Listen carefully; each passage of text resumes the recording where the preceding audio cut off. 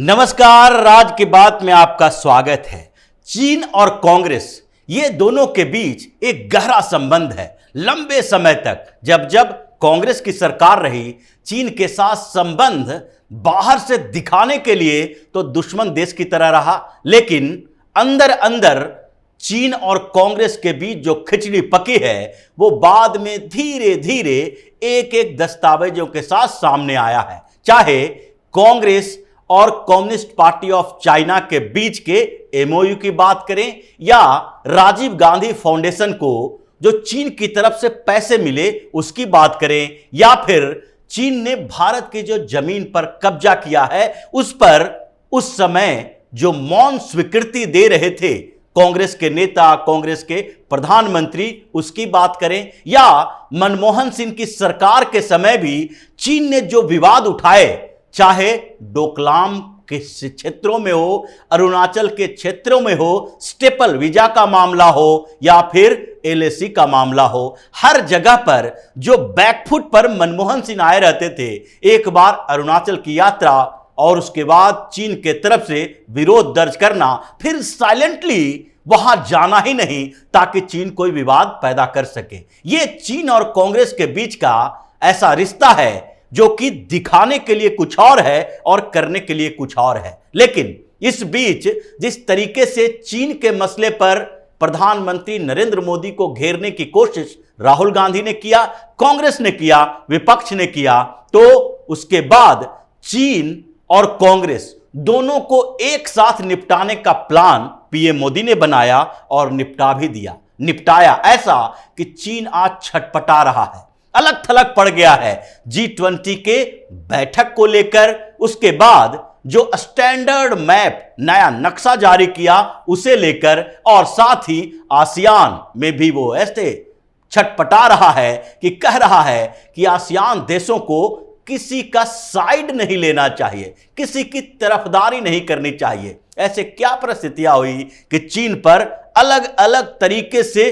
प्रतिबंध लगाने की तैयारी चल रही है। अमेरिका चीन से 1-to-1 बात करते हुए सीधे धमकी दे रहा है कि अगर G20 में शामिल होने के लिए चीन के राष्ट्रपति शी जिनपिंग नहीं आ रहे हैं, कोई बात नहीं, आप अपने प्रधानमंत्री को भेज रहे हो, उसमें भी कोई बात नहीं, लेकिन अगर यहां आकर गड़बड़ियां पैदा करना चाहते हो, G20 के जो एजेंडे हैं, जो तरीके हैं, जिस पर हम एक कंसेंसस की बात कर रहे हैं, उसमें कोई दिक्कत पैदा करना चाहते हो, भारत और चीन के बॉर्डर डिस्प्यूट को लेकर आप G20 में गड़बड़ियां पैदा करोगे, आपके पास विकल्प है, आप करने की कोशिश कर सकते हो, लेकिन उसका परिणाम आपको भुगतना पड़ेगा। ये बात अमेरिका के NSA, नेशनल सिक्योरिटी एडवाइजर ने बोला है, और यह बात कोई सामान्य नहीं है, क्योंकि इस बीच पीएम मोदी ने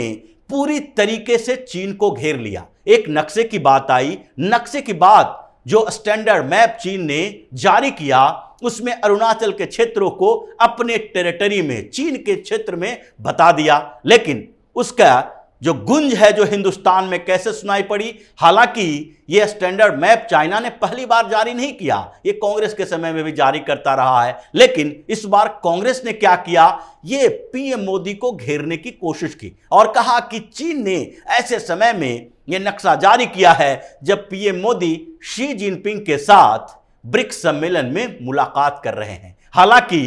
शी जिनपिंग को पीएम मोदी की तरफ से जो प्रतिक्रिया मिली थी उसी का परिणाम है, उस प्रतिक्रिया का ही परिणाम है कि G20 की बैठक में आने की हिम्मत जिनपिंग नहीं जुटा पा रहे हैं। वहां जब ब्रिक्स सम्मेलन में बायलेटरल रिलेशन की बात हुई, मीटिंग की बात हुई कि पीएम मोदी और शी जिनपिंग एक साथ बैठकर कुछ मुद्दे पर चर्चा करेंगे, तो पीएम मोदी ने सीधे तौर पर कह दिया जिनपिंग के साथ कोई बातचीत नहीं होगी जब तक पूरी तरीके से गालवान के बाद उत्पन्न परिस्थितियां खत्म नहीं होती, जब तक एलएसी के आसपास पूरे तरीके से हम लोग कंसेंसस पर नहीं पहुंचते, सहमति नहीं बन जाती, तब तक शी जिनपिंग से एक दूसरे पर, एक मंच पर होना अलग बात है, लेकिन 1-to-1 बातचीत नहीं होगी। चीन के राष्ट्रपति को बेइज्जती महसूस हुआ। हालांकि चलते हुए दोनों ने कुछ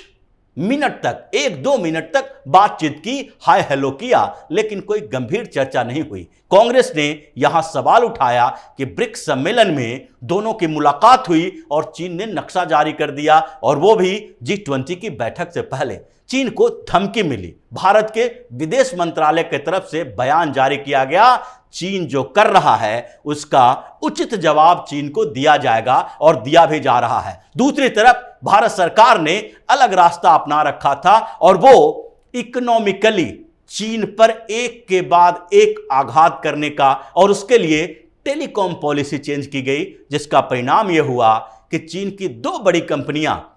जो 5G का ठेका हिंदुस्तान के कंपनियों के साथ लेने की कोशिश कर रही थी, दोनों मार्केट से आउट हो गई। हुआवेई और जीटी दोनों चीनी कंपनी, बड़े कंपनी जो अफ्रीका में, यूरोप के कई देशों में 5G इंस्टॉल करने में अपनी भूमिका निभा चुके हैं, अरबों डॉलर का कारोबार कर चुके हैं, हिंदुस्तान से आउट कर दिया गया। अब हिंदुस्तान में जो ट्रस्टेड सोर्सेस की बात की गई है, उस सोर्सेस के कारण ही अब उन जगहों पर से ही कंपनियों के साथ आप टेंडर ले सकते हैं जो कि भारत के गुड बुक में है, जो कि भारत के ट्रस्टेड ज्योग्राफिकल कंडीशन के इंडिकेशन में है। इसीलिए एक तरफ टेलीकॉम पॉलिसी में ये चीजें जोड़ी गई, दूसरी तरफ इलेक्ट्रॉनिक्स आइटम यानी कि लैपटॉप, सर्वर, लैपटॉप से जुड़े हुए हार्ड डिस्क, ये सारे आइटम के इंपोर्ट के लिए भी नियम बदल दिए गए। चीन को उसमें शामिल नहीं किया जाएगा। Trusted product from trusted sources. हम अब उन सामानों को वहीं से इंपोर्ट करेंगे जो सरकार के लिए ट्रस्टेड सोर्स है, वो जगह जहां विश्वसनीयता हमारी है। इससे भी 50 अरब डॉलर के चीन को नुकसान होने वाला है। बायलैटरल संबंध तो जो है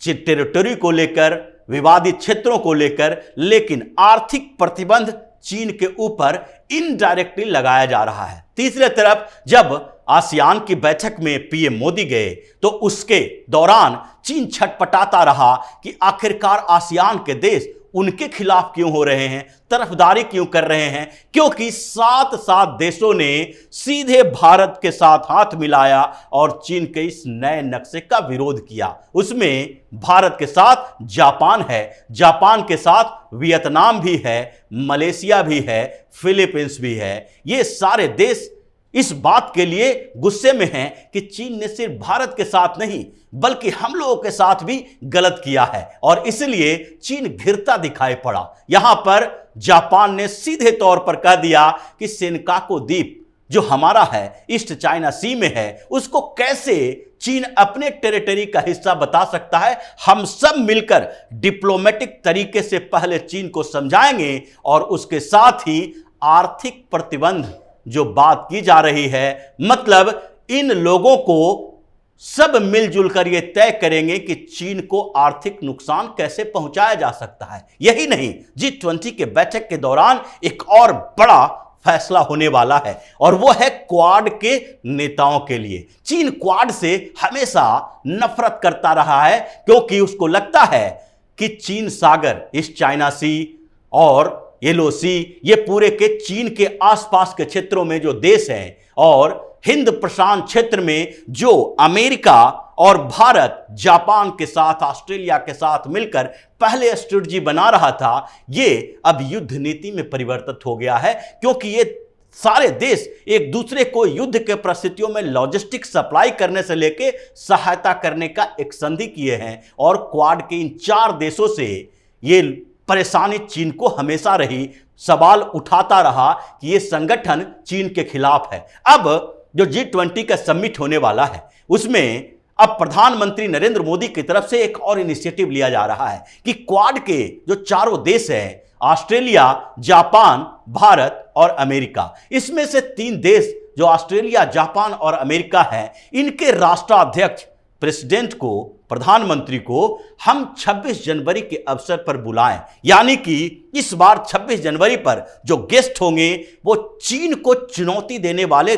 देशों के राष्ट्राध्यक्ष होंगे। ये खबर जब आई, चीन और भी बौखला गया कि अब तो भारत, अमेरिका, जापान, ऑस्ट्रेलिया ये सब मिलकर हमें चारों तरफ से ऐसे घेरने की तैयारी कर रहा है कि हमें छटपटाने के अलावा और कोई रास्ता नहीं है। हर जगह पर इनके कहीं न कहीं एक भूमिका होती है। यूरोप के देश अमेरिका के साथ होंगे, यूरोपीय संघ भारत के साथ है, अफ्रीका के कुछ देशों में भारत, अमेरिका, ऑस्ट्रेलिया मिलजुल कर इन्वेस्टमेंट कर रहा है, जापान हमारे साथ है, हांगकांग में जापान अपना इन्वेस्टमेंट धीरे धीरे खत्म कर रहा है, चीन से प्रोडक्शन खत्म कर रहा है, भारत में शिफ्ट हो रहा है, साउथ कोरिया की कंपनी चीन की तरफ नहीं भारत की तरफ आ रही है। मतलब अब प्रोडक्शन हब जो चीन हुआ करता था धीरे धीरे भारत होने वाला है, और इसलिए इतने चारों तरफ से चीन को घेर ली गई है कि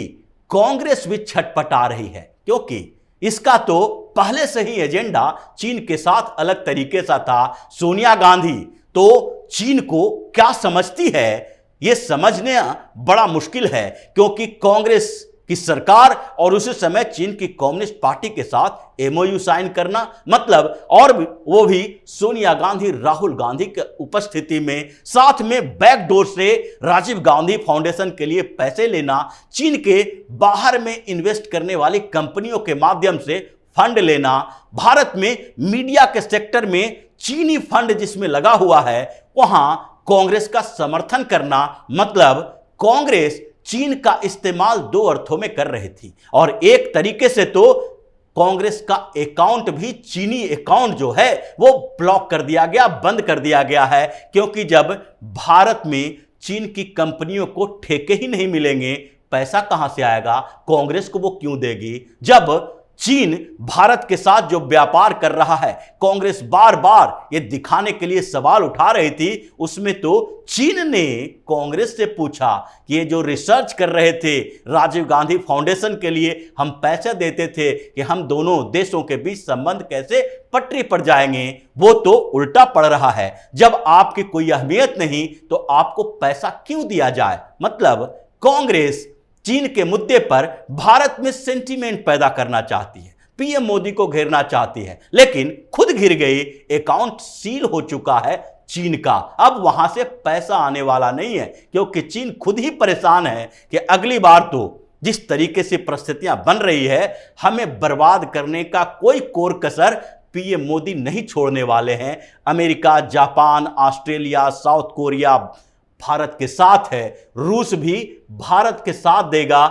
अमेरिका के रहते हुए भी वो इस तरीके की परिस्थितियों में कभी भी भारत को छोड़ने वाला नहीं है, ट्रेड पार्टनर है, भारत उसके गैस और तेल का खरीदार है। इसीलिए चीन को तवज्जो देने से पहले रूस भी भारत की तरफ ही देखता है। तो जिस तरीके से चीन को चारों तरफ से घेरा गया है और कांग्रेस का अकाउंट बंद किया गया है, कांग्रेस को उलझा के रख दिया गया, मतलब पीएम मोदी ने कांग्रेस, सोनिया गांधी, चीन को एक साथ निपटा दिया है, जिससे बौखलाहट विपक्ष के अंदर है कि अब तो